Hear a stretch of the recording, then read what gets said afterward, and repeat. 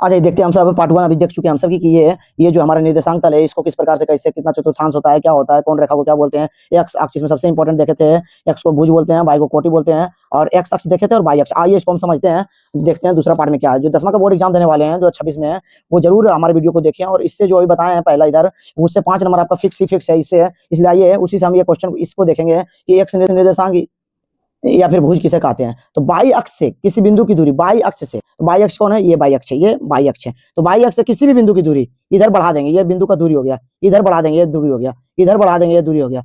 किसी भी बिंदु का दूरी यहीं तक बढ़ाएंगे तो ये भी, यहीं तक बढ़ाएंगे तो ये भी, यहीं तक बढ़ाएंगे तो ये भी ज्यादा बढ़ा देंगे तो ये भी। तो बाई अक्ष से किसी भी बिंदु का दूरी जो है वो क्या कहलाता है, भुज या फिर एक्स निर्देशांक कहलाता है, भुज या फिर एक्स निर्देशांक कहलाता है। दूसरा देखिए बाई निर्देशांक या कोटि, तो बोल रहा है एक्स अक्ष से किसी बिंदु की दूरी, तो एक्स अक्ष कौन है, एक्स अक्ष से किसी बिंदु की दूरी, मतलब यहाँ तक बढ़ा दिया तो ठीक है, यहाँ तक बढ़ा दिया तो ठीक है, कहीं बढ़ा दिया ठीक है, बस एक्स अक्ष से किसी बिंदु की दूरी, बोल रहा है एक्स अक्ष से किसी बिंदु की दूरी, जो एक्स अक्ष से दूरी होगा ना वही क्या कहलाएगा, बाई निर्देशांक। वही बाई निर्देशांक यानी बाई का मान बताएगा, कोटि जिसको बोलते हैं हम सब मान बताएगा। चलिए तो ये देखिए एक्स को कोटि भुज बोलते हैं, बाई को कोटि बोलते हैं। और यही देखिए दूसरा कि एक्स अक्ष पर स्थित किसी बिंदु का नियामक या निर्देशांक, निर्देशांक तो अभी जान चुके हैं, निर्देशांक मतलब कि यही एक्स और वाई का मान। तो एक्स अक्ष पर कोई स्थित है, मतलब एक्स अक्ष किसको बोलते हैं इसको, अब इस पर कोई स्थित है, बताइए ये इस पर तो किसी न किसी बिंदु पर उसका मान रहबे करेगा, 0 पर एक पर कहीं पर है। लेकिन बताइए इधर बढ़वे नहीं किया तो बाई में कुछ आया, इधर बढ़वे नहीं किया तो बाई में कुछ आया, तो नहीं आया, इसमें जो एक्स का मान कुछ ना कुछ होगा लेकिन बाई का 0 हो जाएगा। उसी प्रकार का सेम बाई अक्ष पर स्थित किसी बिंदु का निर्देशांक क्या हो जाएगा, बाई का तो मान रहबे करेगा, लेकिन बताइए एक्स में गेबे नहीं किया है,